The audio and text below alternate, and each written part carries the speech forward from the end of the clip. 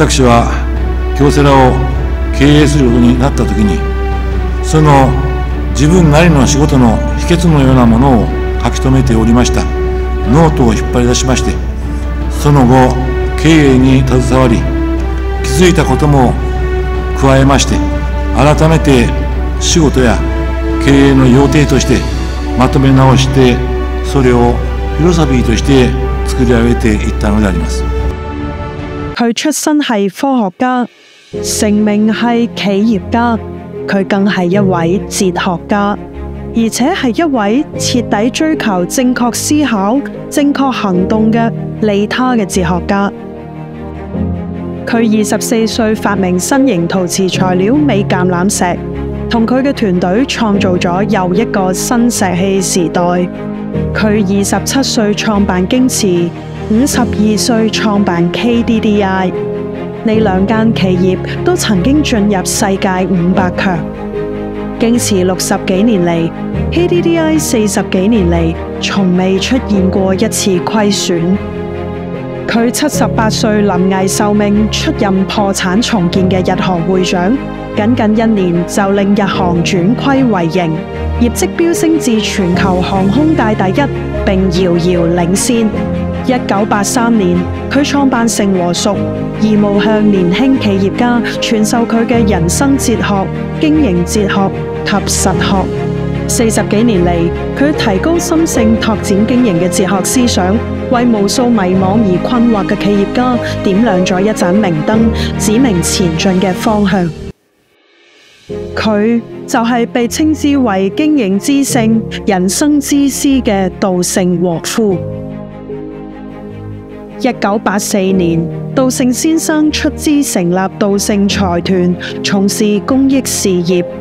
1985年，稻盛財團設立京都獎，被譽為亞洲諾貝爾獎。稻盛和夫用實際行動促進中日友好，用大愛利他精神促進商業文明。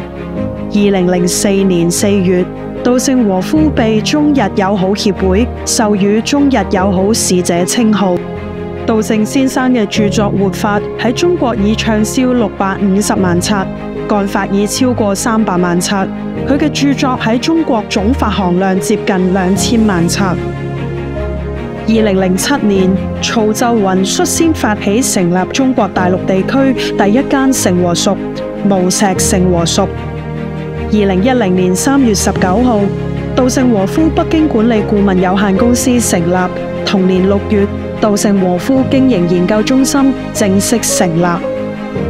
自此，稻盛先生敬天愛人嘅經營思想正式走入中國企業。每年，稻盛和夫北京管理顧問有限公司都會舉辦盛和熟企業經營報告會，至今已舉辦16屆。每次報告會萬眾矚目，都會有嚟自全國嘅優秀企業家發表踐行稻盛經營學、打造幸福企業嘅分享報告。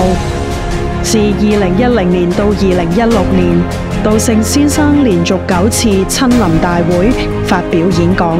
並對現場發表屬生予以點評回應，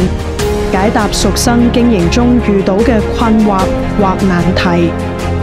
報告會後嘅懇親會上，稻盛先生同企業家們自由交流，氣氛熱烈。2020年，稻盛先生喺中國出版咗另一部經典著作《心：稻盛和夫的一生囑託》。稻盛先生話：回顧至今為止80多載嘅人生，追憶超過半個世紀嘅經營者生涯，我想告訴大家，想要留在這個世上的基本只有一件事情，這就是一切成功都歸結於利他之心。追求全體員工物質和精神兩方面幸福嘅同時，為人類社會嘅進步發展做出貢獻。稻盛先生27歲創立京瓷後所確立嘅企業使命，未來將成為一座永不熄滅嘅燈塔，照耀同引領更多嘅中國企業家擺脫經營嘅困境，邁向事業嘅成功，成為員工幸福、企業成長嘅典範。